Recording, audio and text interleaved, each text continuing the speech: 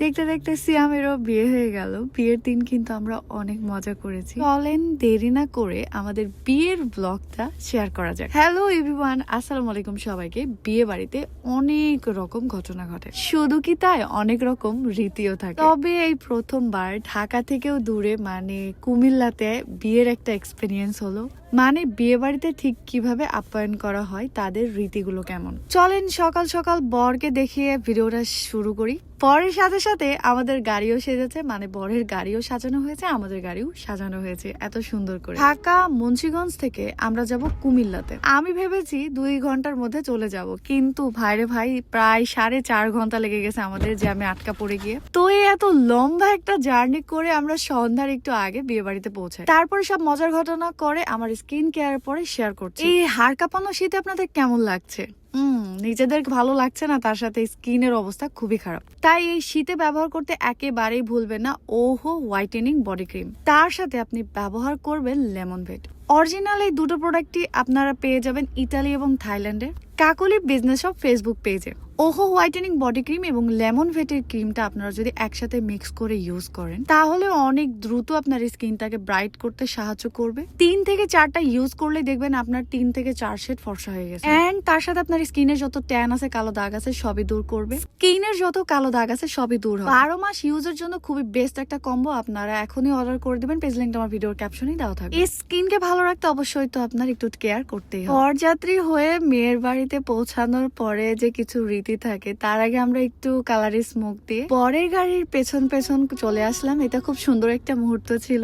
আর আমার পরে এই হলুদ শাড়ি নিয়ে আপনারা পাগল করে দিয়েছেন। অনেকে বলছে 200 টাকার শাড়ি, আর বেশিরভাগ মানুষই তো অনেক রকম কথা বলছেন, অনেক বকা দিয়েছেন। বিয়ের দিনে কেন আমি এই রঙের শাড়ি পরলাম, আল্লাহ সবকিছুতে অনেক অনেক সমস্যা। যাই হোক, আমি একটু ক্লিয়ার করে দিই, যদিও এটা আমার বলার কোনো ইচ্ছাই ছিল না, তারপরেও বলতেছি। যে শাড়িটা আমি রিসেপশনে পরেছি সেইটা বিয়ের দিন পরার কথা ছিল, কিন্তু ব্লাউজ কোনোভাবেই ফিটিং হয় না। আর তাড়াহুড়ো করে আমি অনেক কিছুই আনতে পারিনি এবারের অনুষ্ঠানে। মানে শাড়ি এনেছি কিন্তু ব্লাউজ আনি নাই, আবার ড্রেসও আনতে ভুলে গেছি। তো অনেক কিছুই আমি ভুলে গেছি। যাই হোক, আর ভেবেছিলাম যে বিয়ের পরের দিনে ফাঁকা আছে, ওই দিন কেনাকাটা করে রিসেপশনে বাকিগুলো কমপ্লিট করে ফেলবো।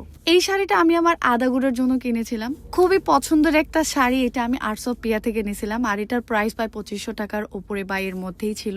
তো যাই হোক, আমি এত কিছু চিন্তা করে এই কালারের শাড়ি পরি নাই, আমার অনেক কিছুই ছিল না। আর তার উপর এই শাড়িটা আমার খুব পছন্দের, তাই আমি পরে ফেলছি। একটা জিনিস কিছুতেই বুঝলাম না, যে বিয়েতে হলুদ কালার বা এই কালারটা কেন পরা যাবে না, এটা আমার মাথাতে কিছুতেই আসে নাই। মানে এই কালারটা কি একেবারেই মানে রেস্ট্রিক্ট করা আছে, বা এটা কি কোনো ক্রাইম যে এই দিনে এই কালার শাড়ি পরাই যাবে না? এইতে কি আমি অনেক বড় অপরাধ করে ফেলছি? এটাই তো বুঝতেছি না। আমি কমফোর্ট, আমাকে ভালো লাগতেছিল, এটাই আমার কাছে অনেক বড় একটা কথা। আর 200 টাকার শাড়ি হোক আর 500 টাকার শাড়ি হোক, এটা তো আমার নিজেরই শাড়ি।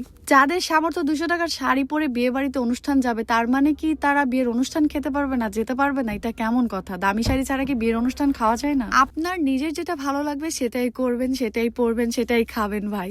এখন কথা হলো, যেহেতু আমি ভিডিও করি, এখন আপনাদের অনেকের অনেক মতামত আছে, দিতেই পারেন, কিন্তু কিছু গালাগালি দেখে এই কথার রিপ্লাই গুলো করলাম। ফ্যাশন সেন্স নিয়ে এত চলতে হয় না, এত সব জায়গায় ম্যাচিং করে চলতে হয় না। সব সময় নিজের বাজেট, নিজের কমফোর্ট, নিজের পছন্দ অপছন্দও দেখতে হয়। যাই হোক, এই বিয়ে বাড়িতে বরের যে ডালাটা ছিল খাবারের, এটা বিশাল একটা আয়োজন ছিল। মজার ব্যাপার ছিল, কাঁঠালের পাতা ছিল খাসির মুখে। আর একটা কথা, বউয়ের নাকি অনেকগুলো বান্ধবী ছিল, কিন্তু বরের হাত ধুয়ে কেন দিল না? আমাদেরই হাত ধুয়ে দিতে হলো। যাই হোক, ব্যাপার না। আমার কাছে কুমিল্লার লোকজনের অতিথি আপ্যায়ন খুবই ভালো লেগেছে। এরপরে বর বউয়ের কিছু ফটোশুট করিয়ে নিলাম আমরা সবাই মিলে। আর এই কয়দিন ধরে সোশ্যাল মিডিয়াতে যা কিছুই হচ্ছে, সবকিছুই চলে যাচ্ছে বাপ্পির এবং স্মৃতির উপর দিয়ে।